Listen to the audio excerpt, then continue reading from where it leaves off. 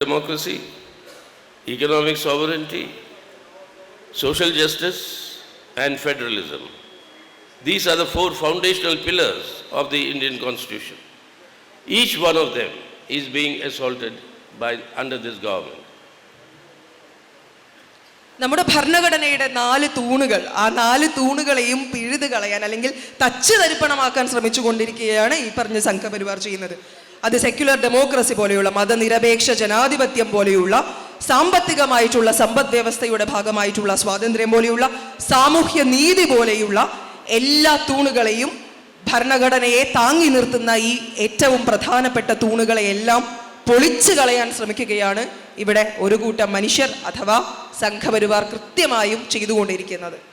And along with that, every single independent institution established by the Constitution is also under attack, starting from the Parliament. We have seen how the Parliament was not allowed to function. During the last budget session, budget was passed in 7 minutes. More than 50 lakh crores of rupees. The government got the authority from the Parliament in 7 minutes without any discussion. Because Prime Minister Modi did not want to answer any question on the links with Adani and the Adani scam. And the Parliament was disrupted by the ruling party. And this way, the institutions which are checks and balances, the Parliament is the only institution that can demand accountability from the government. And to avoid that accountability, the Parliament is sought to be destroyed. അവർ ഭരണഘടനയുടെ തൂണുകളെ മാത്രമല്ല ഇവിടുത്തെ സ്വതന്ത്രമായി പ്രവർത്തിക്കുന്ന independent ആയിട്ടുള്ള നമ്മുടെ സ്ഥാപനങ്ങളെ പോലും വെല്ലുവിളിക്കുന്നു, അല്ലെങ്കിൽ അതിലേക്ക് പോലും അവരുടെ ആക്രമണം അഴിച്ചുവിടുന്നു, അവരുടെ അധികാരം അതിലും ചെലുത്തുന്നുണ്ട്. ഉദാഹരണത്തിന് ഇന്ത്യയുടെ പാർലമെന്റ് നമുക്കറിയാം. ഒരു രാജ്യത്തെ സംബന്ധിച്ചിടത്തോളം, ഇന്ത്യയെ സംബന്ധിച്ചിടത്തോളം ഏറ്റവും പരമപ്രധാനമായിട്ടുള്ള ഒരു ഹൗസാണ് ഇന്ത്യയുടെ പാർലമെന്റ് എന്ന് പറയുന്നത്. സ്വാഭാവികമായും ജനപ്രതിനിധികളുള്ള, ഇവിടെ നിന്ന് തെരഞ്ഞെടുക്കപ്പെട്ട മനുഷ്യർ, നമ്മുടെ ജനപ്രതിനിധികൾ, നേതാക്കന്മാരെല്ലാം ഉള്ള ഒരു സ്ഥലം പോലും എങ്ങനെയാണ് മോദി അദ്ദേഹത്തിന്റെ സ്വാർത്ഥ താല്പര്യത്തിന് വേണ്ടി അല്ലെങ്കിൽ അദ്ദേഹത്തെ സ്വയം മുഖം സംരക്ഷിക്കുന്നതിന് വേണ്ടി ഉപയോഗിക്കുന്നതെന്നും നാം കണ്ടതാണ്.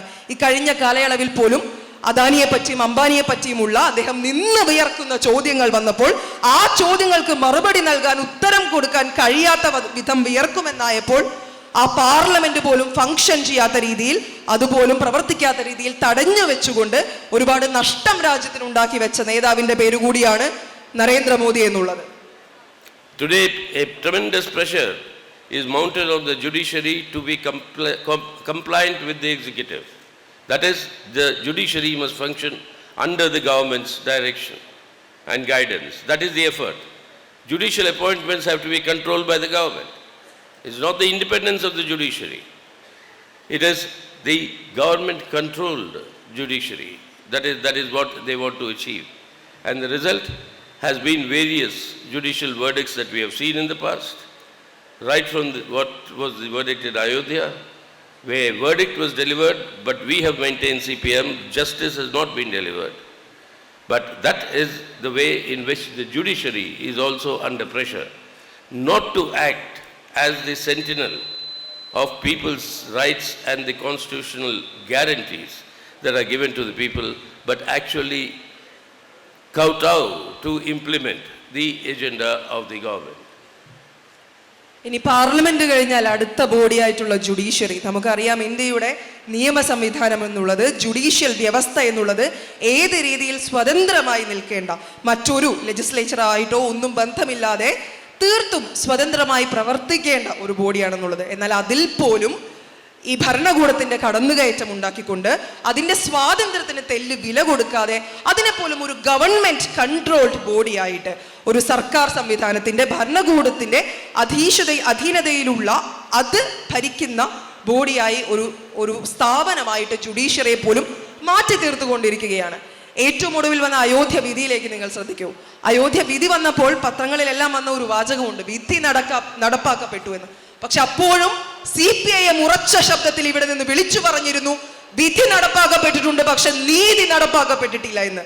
ആ രീതിയിൽ മനുഷ്യരുടെ നീതിക്ക് നേരെ വിലങ്ങ് വെക്കുന്ന, മനുഷ്യരുടെ നീതിക്ക് മേൽ അനീതിയെ കൊണ്ട് സ്ഥാപിക്കുന്ന, അവിടെയും സംഘപരിവാറിന്റെ, അവിടെയും ഭരണകൂടത്തിന്റെ മാത്രം അജണ്ടകൾ നടപ്പിലാക്കുന്ന രീതിയിൽ ജുഡീഷ്യറിയിൽ പോലും ഇവർ കടന്നാക്രമണം, കടന്നുകയറ്റം ഏറ്റവും രൂക്ഷമായി ചെയ്തുകൊണ്ടിരിക്കുന്നു. The Election Commission, we have seen how it is actually refusing to take action against blatant communal electoral campaigning conducted by the Prime Minister and the Home Minister. Even against that, it doesn't take that into cognizance. Well, the ED and the CBI, they have become the political weapons of the government to be used against the opposition. That's a separate part. But if you take the Parliament, the Judiciary and the Election Commission, the three institutions that have to protect the constitutional order of a secular democratic republic, they being compromised is leading to a situation where there are brazen attacks being mounted, not only on secularism, but on the rights of religious minorities, particularly on the rights and the guarantees given to these minorities, particularly the Muslims, in our constitution. ഈ രാജ്യത്തിന്റെ പ്രധാനമന്ത്രിയും ആഭ്യന്തര വകുപ്പ് മന്ത്രിയും എല്ലാം ചേർന്നുകൊണ്ട് ഇവിടെ ചെയ്തുകൊണ്ടിരിക്കുന്ന കാര്യങ്ങളാണ് ഈ പറഞ്ഞുകൊണ്ടിരിക്കുന്നത്. ഏതെങ്കിലും ആളുകൾ അവർക്കെതിരെ സംസാരിച്ചാൽ, അവർക്കെതിരെ പ്രതിപക്ഷ സ്വരങ്ങൾ ഉയർന്നാൽ, ആ പ്രതിപക്ഷ സ്വരങ്ങളെ അടിച്ചമർത്തുന്നതിനു വേണ്ടി, അതിനെ നിശബ്ദീകരിക്കുന്നതിനു വേണ്ടി അപ്പോൾ തന്നെ ED അല്ലെങ്കിൽ CBI ആ വഴിക്ക് വിടുകയായി.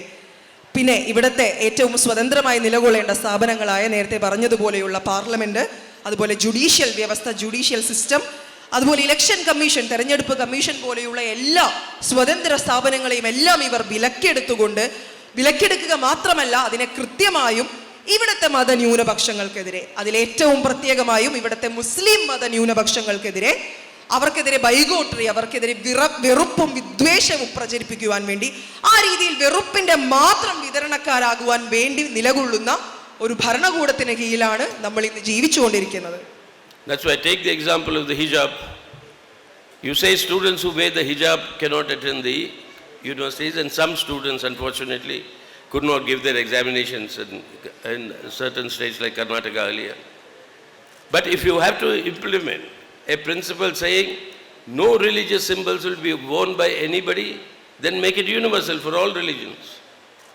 But if you pick out and choose one religion and say they cannot wear the hijab, but I'll permit the Sikhs to wear the turban, I'll permit the Hindus to carry their vibhuti and their Angavastram, etc., but only the Muslims will not be. That is where the entire question of converting the secular democratic republic into a fascistic Hindutva order, that can be seen clearly. You can have Hindu holy men be present at the inauguration of the new parliament building in their traditional religious dresses, but you can't allow a Muslim girl to give her examination in the hijab. Is that secularism? Is that what is being, that is exactly what is being practiced today. ഇവിടെ മതനിരപേക്ഷത വേണമെന്ന് പറയുമ്പോൾ ഒരു പ്രത്യേക മതവിഭാഗത്തിന്റെ ചിഹ്നങ്ങളോ അല്ലെങ്കിൽ ആ മതവിഭാഗത്തിനെ സൂചിപ്പിക്കുന്ന തരത്തിലുള്ള യാതൊരു സിംബൽസ്, സൈൻസ് ഒന്നും സ്റ്റേറ്റിന്റെ, രാഷ്ട്രത്തിന്റെ ഭാഗമാകരുതെന്ന് പറയുന്നുണ്ട്. അതിനവരൊരു വിശദീകരണവും നൽകുന്നുണ്ട്, അല്ലെങ്കിൽ ഉദാഹരണങ്ങളായിട്ട് പറയുന്നത് കർണാടക അടക്കം അവിടെ സംഭവിച്ച കാര്യങ്ങൾ നമ്മൾ കണ്ടതാണ്.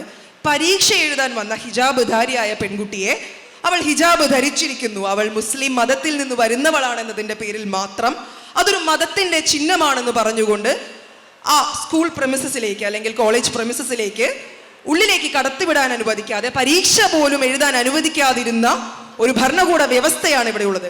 എന്നാൽ അപ്പുറത്തെ പക്ഷം അവരെന്താണ് ചെയ്യുന്നത്? ഇവിടുത്തെ സിഖുകാർക്ക് അവരുടെ തലയിൽ വെക്കുന്ന വസ്ത്രമായിട്ടുള്ള ടർബൻ ധരിക്കാം, ഇവിടുത്തെ ഹിന്ദു സന്യാസിമാർക്ക് അവരുടെ അംഗവസ്ത്രങ്ങൾ ധരിക്കുവാനുള്ള സ്വാതന്ത്ര്യം എല്ലാം കൊടുക്കുന്നു. അപ്പോൾ എന്തുകൊണ്ട് ഒരു പ്രത്യേക മതവിഭാഗത്തിന് മാത്രം മതചിഹ്നങ്ങൾ പാടില്ലെന്നും അപ്പുറത്തുള്ള മെജോറിറ്റേറിയൻ ആയിട്ടുള്ള ഭൂരിപക്ഷമായിട്ടുള്ള ഹിന്ദു മതവിഭാഗക്കാർക്കാകട്ടെ സിഖുകൾക്കാകട്ടെ അവർക്ക് തോന്നിയതുപോലെ എന്തു മതചിഹ്നങ്ങൾ വേണമെങ്കിലും ശരീരത്തിൽ പ്രദർശിപ്പിക്കാമെന്ന് പറയുന്നത് എവിടത്തെ നീതിയാണ്? ഇത് രണ്ടും രണ്ട് നീതിയല്ലേ? ഇതാണോ രാജ്യത്തിന്റെ നീതി? അതുപോലെ തന്നെ ഒരു ഭാഗത്ത് രാഷ്ട്രം എന്ന് പറയുന്നത്, സ്റ്റേറ്റ് എന്ന് പറയുന്നത് ഇത്തരത്തിൽ സ്വതന്ത്രമായി നിൽക്കണമെന്ന് പറയുമ്പോൾ ഇന്ത്യയുടെ പാർലമെന്റ് ഉദ്ഘാടനത്തിന് പോലും കാവി വസ്ത്രധാരികളായിട്ടുള്ള ഇത്തരത്തിലുള്ള എല്ലാത്തരം ചിഹ്നങ്ങൾ, മതചിഹ്നങ്ങൾ വലിച്ചു വാരിയിട്ട, ജപമാലകളെല്ലാം ഇട്ടുകൊണ്ടുവന്ന കാവി സന്യാസിമാരെ വിളിച്ചു കയറ്റിക്കൊണ്ട് ഒരു ഭാഗത്ത് പാർലമെന്റ് പോലും ഉദ്ഘാടനം ചെയ്യിപ്പിക്കുന്നു. അപ്പുറത്ത് ഒരു പാവ മുസ്ലിം പെൺകുട്ടിക്ക് ഹിജാബ് പോലും ധരിക്കാൻ പറ്റാതെ, പരീക്ഷ പോലും എഴുതാൻ പറ്റാതെ അവൾ മാറ്റി നിർത്തപ്പെടുന്നു. ഇതാണോ ഇവിടുത്തെ സെക്യുലറിസം? എങ്കിൽ അതെന്ത് മതനിരപേക്ഷതയാണ്? ഇന്ന് ഇന്ത്യയിൽ അങ്ങനെ ഒരു മതനിരപേക്ഷത നിലനിൽക്കുന്നുണ്ടോ? ഇല്ല എന്നാണ് എനിക്ക് തോന്നുന്നത്. That is why today, if you want to convert the secular democratic republic into their version of a fascistic Hindutva order, then this has to be done and can be done. Only way it can be done is by spreading a poisonous campaign of hatred and terror against religious minorities, particularly the biggest religious minority, that is the Muslims, followed by the Christians. That is why you have these campaigns of hatred that is generated by our topmost leaders. And unfortunately, our institutions do not intervene. The Prime Minister of the country campaigned in Karnataka asking people to vote in the name of Jai Bajrangabali. The Home Minister of the country tells the people of Karnataka that any vote against the BJP is a vote for Tipu Sultan. And those who vote against the BJP are those who are supporting the Muslims, and by implication that all of them are treated as anti-national. A big Mahapanchayat is taking place in the next 2 days in the state of Uttarakhand. People have petitioned the judiciary to stop it because the agenda of the Mahapanchayat is supposed to be that Uttarakhand, being the Dev Bhumi, the Bhumi of the gods, no Muslim should be residing there. Muslims residing there for centuries are now being asked to vacate, otherwise there is violence that is unleashed against them. This Mahapanchayat is being held. The judiciary has been approached to say that stop it, let us see if it intervenes. But that is the sort of hatred that is developed. Whether it's in the name of love jihad, the name of cow protection, in the name of civil code, uniform civil code, targeting of religious minorities, spreading that hatred, and on the basis of spreading that hatred and terror to consolidate the communal Hindutva vote bank in order to win the elections, that is the strategy to convert India into the fascistic Hindutva order. ഇവിടെ കൃത്യമായും വിദ്വേഷത്തിന്റെ പ്രവാചകരാകുക, അല്ലെങ്കിൽ വിദ്വേഷത്തെ, വെറുപ്പിനെ പ്രചരിപ്പിക്കുക എന്നുള്ള ക്യാമ്പയിനുകളാണ് RSS അല്ലെങ്കിൽ സംഘപരിവാർ ഏറ്റെടുത്തുകൊണ്ടിരിക്കുന്നത്. അത് പ്രധാനമന്ത്രി അടക്കം പിന്നീട് അമിത്ഷാ അടക്കമെല്ലാം കർണാടകയിൽ പോയി നടത്തിയ ക്യാമ്പയിനുകളിലേക്ക് നിങ്ങളൊന്ന് നോക്കൂ. ഒരു ഭാഗത്ത് അവർ പറഞ്ഞുകൊണ്ടിരിക്കുന്നു ബജ്രംഗി ബാലിന് വേണ്ടി വോട്ട് ചെയ്യുക എന്ന്. ഇന്ത്യയുടെ ആഭ്യന്തര വകുപ്പ് മന്ത്രിയായിട്ടുള്ള മനുഷ്യൻ കർണാടകയിൽ പോയി നിന്നുകൊണ്ട് യാതൊരു കൂസലുമില്ലാതെ പറയുകയാണ്, നിങ്ങൾ BJPക്ക് എതിരായിട്ട് ചെയ്യുന്ന ഓരോ വോട്ടും അത് ടിപ്പു സുൽത്താന് പോകുന്ന വോട്ടാണ്, അതുകൊണ്ട് BJPക്ക് എതിരായിട്ട് വോട്ട് ചെയ്യരുത്, അത്തരത്തിൽ വോട്ട് ചെയ്യുന്നവരെല്ലാം സ്വാഭാവികമായും രാജ്യദ്രോഹികളായി മാറും എന്ന് യാതൊരു കൂസലുമില്ലാതെ, യാതൊരു സങ്കോചവുമില്ലാതെ വിളിച്ചു പറയുന്ന ആഭ്യന്തര വകുപ്പ് മന്ത്രിയുള്ള ഒരു രാജ്യം. അതുപോലെ തന്നെ ഈ വിദ്വേഷത്തിനെ ഇവർ പ്രചരിപ്പിക്കാൻ ശ്രമിക്കുന്നത് ഒരു ഭാഗത്ത് മതന്യൂനപക്ഷങ്ങളെ, പ്രത്യേകിച്ച് മുസ്ലിം മതന്യൂനപക്ഷങ്ങൾക്കെതിരെയുള്ള വെറുപ്പായിട്ട് ഇസ്ലാമോഫോബിയ പടർത്തിക്കൊണ്ടാണ്. ആ രീതിയിൽ ഗോമാതാ വിഷയങ്ങൾ കൊണ്ടുവരുന്നു, ലവ് ജിഹാദ് എന്നുള്ള പേരിലുള്ള പുതിയ പുതിയ വിഷയങ്ങൾ കൊണ്ടുവരുന്നു, യൂണിഫോം സിവിൽ കോഡ് അടക്കമുള്ള വിഷയങ്ങൾ കൊണ്ടുവരുന്നു. അങ്ങനെ എല്ലാ രീതിയിലും ഇവിടുത്തെ മതന്യൂനപക്ഷങ്ങളെ വേട്ടയാടിക്കൊണ്ട് അവരുടെ ജീവിതം എല്ലാ രീതിയിലും ദുരിതപൂർണമാക്കുമെന്ന് ഉറപ്പിച്ചുകൊണ്ട് അവരെ അപരവൽക്കരിച്ചുകൊണ്ടുള്ള ഒരു വ്യവസ്ഥ നിലനിൽക്കുന്നു. ജുഡീഷ്യറിക്കാകട്ടെ നിയമ സംവിധാനത്തിനാകട്ടെ അതൊട്ട് തടുക്കുവാനും കഴിയുന്നില്ല. ഇപ്പോൾ മഹാപഞ്ചായത്ത് നടക്കാൻ പോവുകയാണ് ഉത്തരാഖണ്ഡിൽ. എന്താണ് അജണ്ട? ഉത്തരാഖണ്ഡിനെ ദേവഭൂമി, ദൈവത്തിന്റെ ഭൂമിയായിട്ട് പ്രഖ്യാപിക്കുക എന്നുള്ളത്. ആ ദേവഭൂമിയിൽ ഒരിക്കലും മുസ്ലിങ്ങൾക്ക് സ്ഥാനമില്ല. ആ ദേവഭൂമിയിൽ ആ ദൈവത്തിന്റെ മക്കളായിട്ടുള്ളത് ഹിന്ദുക്കൾ മാത്രമാണ്, ഹിന്ദു ദൈവങ്ങൾ മാത്രമാണ്, ഹിന്ദു മനുഷ്യർ മാത്രമാണ്.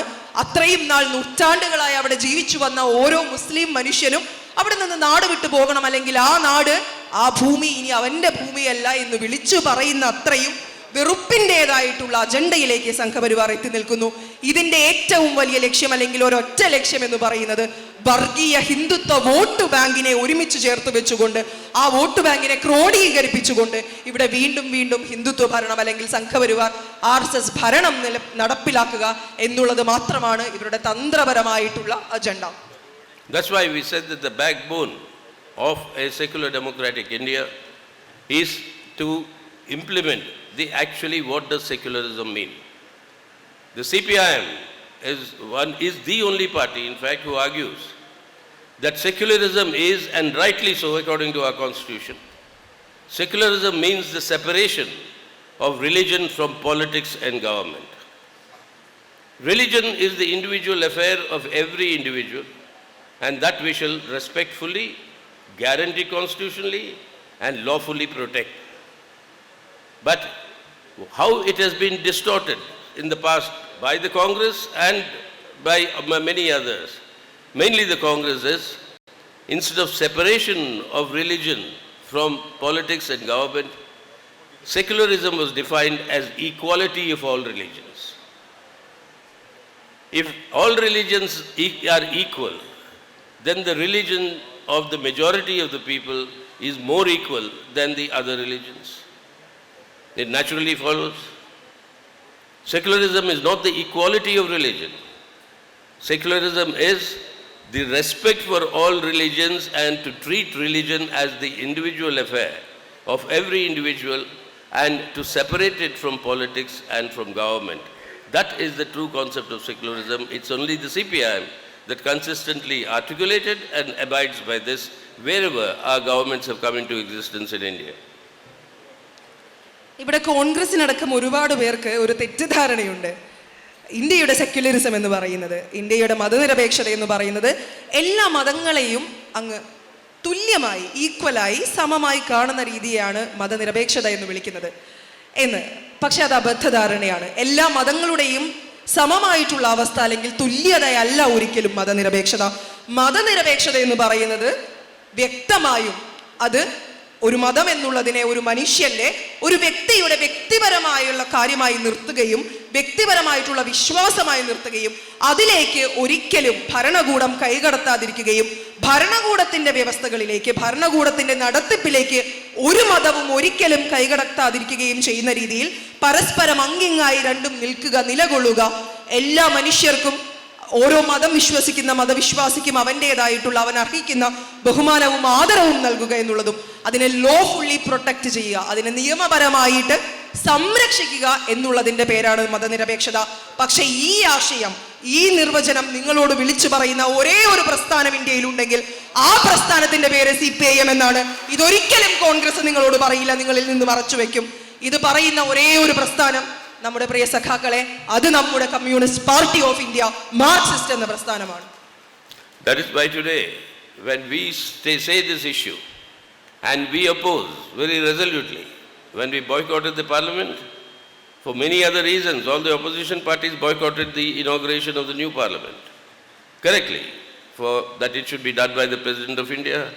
But we raised another point, the manner in which the whole thing was converted into a Hindu ceremony. And in fact, I went and record to say that this is like a coronation exercise of a Hindu king that is happening when the new parliament building was being opened. And when I say such things, they are always accusing me of saying that they ask me directly, with a name like Sitaram, why do you say such things? If your parents have named you Sitaram, how can you be so anti, what we are saying against the BJP, etc. I said, only because I am Sitaram that I am anti what you are doing, because what you are doing is not the spirit of any religion that teaches you, which teaches you humanism and tolerance. ഞാൻ തന്നെ മുൻപേ പറഞ്ഞിട്ടുള്ള കാര്യമാണ്, ഈ പാർലമെന്റിന്റെ ഉദ്ഘാടനം നടന്ന വേളയിൽ അവിടെ നടന്നത് ഒരിക്കലും ഒരു പുതിയ പാർലമെന്റ് മന്ദിരത്തിന്റെ ഉദ്ഘാടനമായിട്ട് നോക്കിക്കാണാൻ കഴിയില്ല. അതൊരു ഹിന്ദു രാജാവിന്റെ കിരീടധാരണം മാത്രമായിരുന്നു എന്നുള്ളത്. ആ രീതിയിൽ ഇന്ത്യയുടെ ബഹുമാനപ്പെട്ട രാഷ്ട്രപതിയെ പോലും അവിടെ നിന്ന് മാറ്റി നിർത്തിക്കൊണ്ട് ഒരു കൂട്ടം സന്യാസിമാരെ, കാവ്യ വസ്ത്രധാരികളെ വെച്ചുകൊണ്ട് ഒരു ഹിന്ദു രാജാവിന്റെ കിരീടധാരണം നടത്തുന്ന രീതിയിലാണ് അത് നടത്തിപ്പോയത്. അതുകൊണ്ട് തന്നെ ഒരുപാട് പ്രതിപക്ഷ പാർട്ടികൾ ആ ചടങ്ങിൽ നിന്ന് വിട്ടു നിൽക്കുന്നതുമായിട്ടും അതുപോലെ പ്രതിപക്ഷ സ്വരങ്ങൾ ഉയർന്നു കേൾക്കുന്നതുമെല്ലാം നമ്മൾ പറഞ്ഞു. ഞാൻ ഒരു വേള ഇത് പറഞ്ഞ സമയത്ത്, അതായത് ഹിന്ദുക്കൾക്കെതിരായിട്ടെന്ന് തോന്നുന്ന രീതിയിൽ BJP-ക്കെതിരായിട്ട്, സംഘപരിവാറിനെതിരായിട്ട് സംസാരിച്ച വേളയിൽ എനിക്കെതിരെ വന്നൊരു ചോദ്യമായിരുന്നു, നിങ്ങളുടെ പേര് സീതാറാം എന്നല്ലേ, സീതാറാം എന്നുള്ളൊരു പേര് വെച്ചുകൊണ്ട് എങ്ങനെ ഇത്രമാത്രം ആൻറ്റി ഹിന്ദുവായിട്ട്, ഹിന്ദു വിരുദ്ധനായിട്ട് നിങ്ങൾക്ക് സംസാരിക്കാൻ കഴിയുന്നു എന്നൊരു ചോദ്യം വന്നു. സുഹൃത്തുക്കളെ, എനിക്കതിനുള്ള മറുപടി വളരെ ലളിതമാണ്. കാരണം എൻ്റെ പേര് സീതാറാം എന്നായതുകൊണ്ട് തന്നെ. കാരണം അത് ഉൾക്കൊള്ളുന്ന ആശയം, സീതയും രാമനും എല്ലാം വരുന്ന ആശയം ഉൾക്കൊള്ളുന്നത്, അല്ലെങ്കിൽ ആ ആശയം ലോകത്തോട് വിളിച്ചു പറയുന്നത് മനുഷ്യത്വത്തെക്കുറിച്ചാണ്, മാനവികതയെക്കുറിച്ചാണ്, മനുഷ്യർ പരസ്പരം തമ്മിൽ പങ്കിടേണ്ട സ്നേഹത്തെയും സമത്വത്തെയും എല്ലാം കുറിച്ചാണ്. അതിന് വിഭിന്നമായിട്ട് ഇവിടുത്തെ സംഘപരിവാർ പ്രവർത്തിക്കുന്നത് കൊണ്ട് സീതാരാമനായ ഞാൻ ഇത് തന്നെ പറയും. What did our very reverend and renowned religious leaders teach all of us? Swami Vivekananda, Sri Narayan Guru. What did they say? Like different rivers flow through different paths into the ocean, different human beings through different paths flow into the ocean of humanism. What path the river chooses or an individual chooses, that path is chosen by that individual. But eventual merging is with humanity, with humanism. That is what Hindu religious leaders from Vivekananda to Sri Narayan Guru to everybody else have been teaching us. What is religion? Religion is a holy relationship between one individual and the supernatural or God or whatever you may call it. Who will be that God? Only this individual can decide. Religion is the Atma Paramatma relationship, a holy relationship. Who is that Paramatma? Only the Atma can decide. Once the Atma decides who the Paramatma is, no Paramatma can also interfere, saying that, why have you chosen so and so and not me?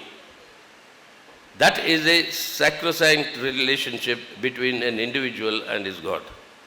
That is something that needs to be respected. That is something that needs to be guaranteed.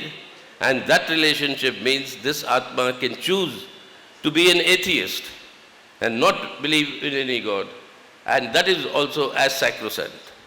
So religion is that holy equation between one individual and his or her Paramatma. Nobody has the right to interfere in that. Any interference in that is actually destroying the foundations of secularism.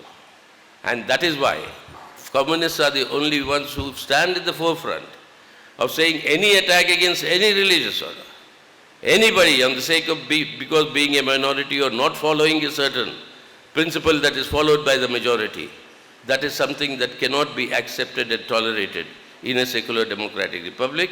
And we will be the first one to stand up to those rights and fight for those rights as we have done in the past. വിവേകാനന്ദൻ പോലെയുള്ള, അതുപോലെ ശ്രീനാരായണ ഗുരു പോലെയുള്ള നവോത്ഥാന നായകന്മാരെല്ലാം പറഞ്ഞു വെച്ചിരിക്കുന്ന ഒരു മനോഹരമായ വാചകമുണ്ട്. പല പുഴകൾ പല വഴികളിലൂടെ ഒഴുകി ഒരു സമുദ്രത്തിൽ ഒന്നാകുന്നത് പോലെ, ലയിക്കുന്നത് പോലെ പല മനുഷ്യർ പല വഴിയിലൂടെ സഞ്ചരിച്ച് അവസാനം ഒരൊറ്റ സംഗമമായിട്ടുള്ള മാനവികതയിൽ എത്തിച്ചേരുന്നു എന്നുള്ളത്. അപ്പോൾ അതിലൊരു പ്രത്യേകത, ഈ പല പുഴകൾ ഏതെല്ലാം വഴിയിലൂടെ ഒഴുകിപ്പോയാലും അവസാനം ചെന്നെത്തുന്നത് ഒരൊറ്റ സമുദ്രത്തിൽ മാത്രമായിരിക്കും. അതുപോലെ ഏത് മനുഷ്യൻ ഏതേത് വഴികളിലൂടെ ഏതേത് പാതകളിലൂടെ സഞ്ചരിച്ചാലും അവസാനം എത്തിച്ചേരേണ്ടത് മാനവികതയിൽ തന്നെയാണ്. ആ രീതിയിൽ മാനവികതയിൽ എത്തിച്ചേരാത്തതിൻ്റെ പ്രശ്നങ്ങളാണ് ഇന്നിവിടെ വർഗീയതയായിട്ടും മതഭീകരവാദമായിട്ടും പല മതങ്ങൾ തമ്മിൽ തല്ലായിട്ടുമെല്ലാം നിലനിൽക്കുന്നത്. ഈ മതത്തെ നിർവചിച്ചു വെക്കുവാൻ ആഗ്രഹിക്കുന്നത് ആത്മ പരമാത്മ തമ്മിലുള്ള ബന്ധമായിട്ട്, അത് തമ്മിലുള്ള പരിശുദ്ധമായിട്ടുള്ള ഒരു ബന്ധമായിട്ട്, ഒരു സമവാക്യമായിട്ടാണ്. അതിലെ പ്രത്യേകത എന്ന് പറയുന്നത്, ഇവിടെ ആത്മാവാണ് തിരഞ്ഞെടുക്കുന്നത് അവൻ്റെ പരമാത്മാവ് ഏതാണെന്നുള്ളത്. ആ പരമാത്മാവ് എന്നുള്ളത് ഒന്നില്ലെങ്കിൽ ഒരു അതിഭൗതിക ശക്തിയാകാം, ദൈവം എന്ന് വിളിക്കുന്ന ശക്തിയാകാം, അങ്ങനെ ഏതൊരു സൂപ്പർ നാച്ചുറൽ ശക്തിയുമാകാം. പക്ഷേ തിരഞ്ഞെടുക്കുന്നത് ആത്മാവാണ്, അഥവാ വ്യക്തിയാണ്, ഇൻഡിവിജ്വലാണ്. ആ ആത്മാവ് തെരഞ്ഞെടുത്തു കഴിഞ്ഞാൽ പിന്നെ അപ്പുറത്തുള്ള പരമാത്മാവിന് പോലും അവിടെ ഒരു റോളില്ല, ഒരു പങ്കില്ല എന്നുള്ളതാണ്. ആത്മാവ് തിരഞ്ഞെടുക്കുന്നു, നിങ്ങളാണ് എൻ്റെ പരമാത്മാവ്. പരമാത്മാവ് അങ്ങ് അംഗീകരിക്കുന്നു, ഓക്കെ ഞാൻ തന്നെയാണ് പരമാത്മാവെന്ന്. പക്ഷേ ഇത് സംഭവിക്കാതെ ഈ ആത്മാവിന് മേൽ, ഈ വ്യക്തിക്ക് മേൽ, വ്യക്തികൾക്ക് മേൽ കൂടി നിങ്ങളുടെ സുപ്രീം ലീഡർ അല്ലെങ്കിൽ നിങ്ങളുടെ പരമാത്മാവ് എന്നുള്ള ഒരു അധികാര കേന്ദ്രീകരണം എല്ലാം ഇന്ന ബിംബമായിരിക്കണമെന്ന് പറയുന്നിടത്താണ് ഇന്ത്യയിലെ പ്രശ്നങ്ങൾ നിലനിൽക്കുന്നത്. മാത്രമല്ല ആത്മാവും പരമാത്മാവും ഒന്നുമില്ലാതെ, ഇതിലൊന്നും വിശ്വസിക്കാതെ മനുഷ്യർക്ക് നിരീശ്വരവാദിയായിരിക്കാനുള്ള ആ ഒരു അവകാശം കൂടി ഇന്ത്യൻ ഭരണഘടന തന്നെ നൽകുന്നുണ്ട്. അപ്പോൾ ദി പോയിന്റ് ഈസ്, നമ്മുടെ ഇവിടുത്തെ കാര്യം എന്ന് പറയുന്നത് എല്ലാ വ്യക്തികൾക്കും തിരഞ്ഞെടുക്കുവാനുള്ള, അവൻ ഏതു മതം വേണമെന്ന്, അവൻ ഏതു ദൈവം വേണമെന്ന് തിരഞ്ഞെടുക്കുവാനുള്ള അവകാശം ഭരണഘടന നൽകുന്നുണ്ട്. ആ അവകാശത്തെ കൃത്യമായും സംരക്ഷിക്കുക എന്നുള്ളത് മാത്രമാണ്. അതുകൊണ്ടാണ് ഇവിടുത്തെ ഭൂരിപക്ഷത്തിന്റെ മതം തന്നെ എല്ലാ മനുഷ്യരിലേക്കും അടിച്ചേൽപ്പിക്കണമെന്ന് ഇവിടുത്തെ ഭൂരിപക്ഷം വാശി പിടിക്കുമ്പോൾ CPIM എന്നുള്ള പ്രസ്ഥാനം അതിന്റെ മുൻനിരയിൽ നിന്നുകൊണ്ട് പോരാടുന്നത് ഭൂരിപക്ഷത്തിന്റെ മതമല്ല, ഒരു മനുഷ്യന്, ഒരാത്മാവിന് അവൻ തിരഞ്ഞെടുക്കുന്ന അവന്റെ മതം, അവന്റെ ദൈവത്തിനെ തന്നെ തിരഞ്ഞെടുക്കുവാനും വിശ്വസിക്കുവാനും ആചരിക്കുവാനുമുള്ള എല്ലാ അവകാശമുണ്ടെന്ന് ഭരണഘടനയെ നെഞ്ചോട് ചേർത്ത് പിടിച്ചുകൊണ്ട് പറയുന്ന പ്രസ്ഥാനം കൂടിയാണ് communist party of India, Marxist. That is why, let me tell you one incident. When the Babri Masjid was demolished, when there were communal riots all over North India, when Delhi was also affected, in our party central committee office, A.K. Gopalan Bhavan, a delegation of Muslims came, Muslim leaders, and they said, please help us, please save our lives, protect us. So I told them that we will talk to the CRPF, we will talk to the army, we will talk to all of them to save you, we will send you to their camps. They said, no, we are not safe with them. Then I said, what can we do? We are not the central government. We cannot help you in any other way. What help do you want me to do other than speak to the police or the army? They said, you please make sure and send us to Jyoti Basu's Calcutta, because that is the only place where we will remain safe and nobody can touch our lives.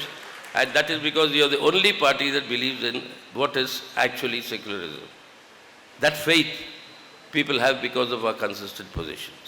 And it is on that faith that we have to today take on this battle in defense of secularism against this communal fascistic campaigns that are going on today.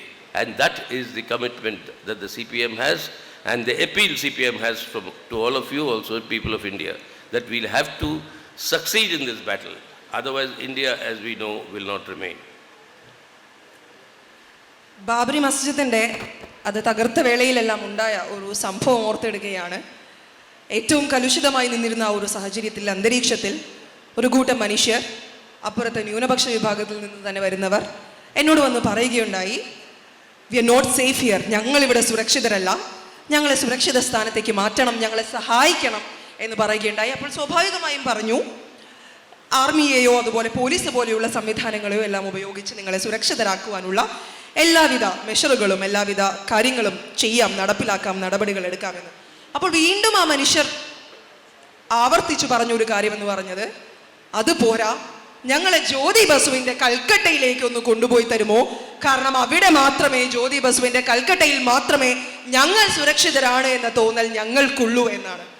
അപ്പോൾ അതായത് ഈ വിശ്വാസമാണ് ഇവിടുത്തെ ഏറ്റവും സാധാരണക്കാരായ മനുഷ്യരുടെ, ഇവിടെ അശരണരായ മനുഷ്യരുടെ, ഇവരുടെ കയറി ചെല്ലാൻ ഇടമില്ലാത്ത, ഏറ്റവും വലിയ രീതിയിൽ പാർശ്വവൽക്കരിക്കപ്പെടുന്ന, അടിച്ചമർത്തപ്പെടുന്ന മനുഷ്യന്റെ വിശ്വാസത്തിന്റെ പേരാണ് ഈ പ്രസ്ഥാനം. അവർ ചെലുത്തുന്ന വിശ്വാസം അതെന്നും എല്ലാ കാലത്തും കാത്തു സൂക്ഷിക്കുക എന്നുള്ളതാണ് നമ്മളിലുള്ള ഉത്തരവാദിത്തം. ആ ഉത്തരവാദിത്തം ഏറ്റെടുത്ത് മുന്നോട്ട് പോയാൽ മാത്രമേ നമുക്ക് ഈ പോർമുഖത്തിൽ, ഈ പോരാട്ടത്തിൽ വിജയമുണ്ടാകൂ. ഈ പോരാട്ടത്തിൽ നമ്മൾ വിജയിക്കുക എന്നുള്ളത് കാലത്തിന്റെ അനിവാര്യതയാണ്. കാരണം എങ്കിൽ മാത്രമേ ഇവിടുത്തെ മതനിരപേക്ഷതയുടേതായിട്ടുള്ള പ്രതിരോധം ഉണ്ടാകൂ. ഇവിടുത്തെ സ്വേച്ഛാധിപത്യ വ്യവസ്ഥകൾക്കെതിരെ, ഇവിടുത്തെ സ്വേച്ഛാധിപത്യ ഭരണകൂടത്തിനെതിരെ നമ്മൾ നേരിന്റെ, നന്മയുടെ, നീതിയുടെ ഭാഷയിൽ, മതനിരപേക്ഷതയുടെ ഭാഷയിൽ പോരാട്ടങ്ങളിലൂടെ ഈ വിജയം കൈക്കലാക്കിയാൽ മാത്രമേ ഇവിടെ കാലത്തിന്റെ ഏറ്റവും വലിയ അനിവാര്യതയായിട്ടുള്ള ഇന്ത്യൻ മതനിരപേക്ഷത കാത്തു സൂക്ഷിക്കപ്പെടൂ എന്ന് പറയുകയാണ്.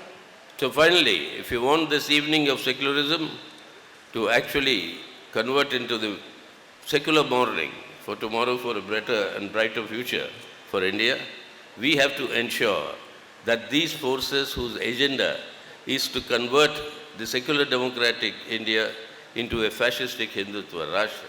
That agenda is defeated. If that has to be defeated, those who are promoting that agenda cannot continue to control the government of India and state power in our country. They will have to be defeated electorally in 2024, and that is the only way in which India, in which you and I were born, or most of us were born, as a secular democratic India, and Kerala as the exemplary quality of secularism in India and maybe all over the world, in fact, if that has to be maintained and cherished, these forces have to be defeated in 2024. So let us all come together. CPM is committed like we ensured in 2004, where we ensured in 2004, we ensured a secular government under Dr. Manmohan Singh, that we established that government and for 10 years saved India from these communal forces. Now the time has come to once again discharge their responsibilities. The CPM is not only prepared but is working to discharge that responsibilities, and only appeal to all patriotic Indians to come together and ensure that we save India today so that we can change India for the better in the coming days. നമുക്ക് ഉറപ്പുവരുത്തേണ്ടതുണ്ട് ഇവിടുത്തെ മതനിരപേക്ഷത ഇനിയും ഒരുപാട് നാൾ കാത്തു സൂക്ഷിക്കപ്പെടുമെന്ന്, അത്തരത്തിൽ Indian ഭരണഘടന അനുശാസിക്കുന്ന എല്ലാ മൂല്യങ്ങളും ഇവിടെ സംരക്ഷിക്കപ്പെടുമെന്ന്. അത്തരത്തിൽ നമ്മൾ ഉറപ്പുവരുത്തണമെങ്കിൽ ആദ്യം നമ്മൾ ഉറപ്പുവരുത്തേണ്ടതുണ്ട് ഇതിനെതിരായി നിൽക്കുന്ന, മതനിരപേക്ഷതയ്ക്കെതിരായി നിൽക്കുന്ന, ജനാധിപത്യ മൂല്യങ്ങൾക്കെതിരായി നിൽക്കുന്ന എല്ലാ അജണ്ടകളെയും നമ്മൾ ചെറുത്തു തോൽപ്പിക്കുമെന്ന്. അത് ഉറപ്പുവരുത്തണമെങ്കിൽ നമ്മൾ ഒന്നുകൂടി ഉറപ്പുവരുത്തേണ്ടതുണ്ട് ഈ അജണ്ടകളെ പ്രചരിപ്പിക്കുന്ന RSSനെ, സംഘപരിവാറിനെ വരുന്ന 2024 നമ്മൾ തോറ്റ് തരിപ്പണമാക്കുമെന്ന്.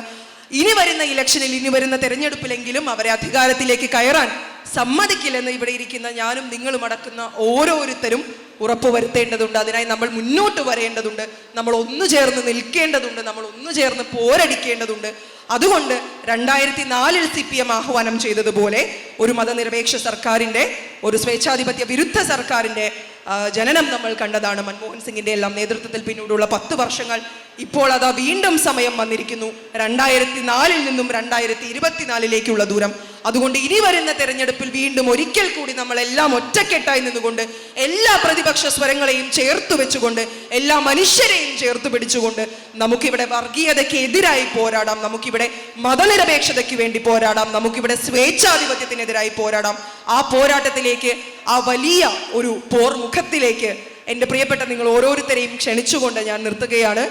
മതനിരപേക്ഷത നീണാൾ വാഴട്ടെ, വർഗീയത തുലയട്ടെ.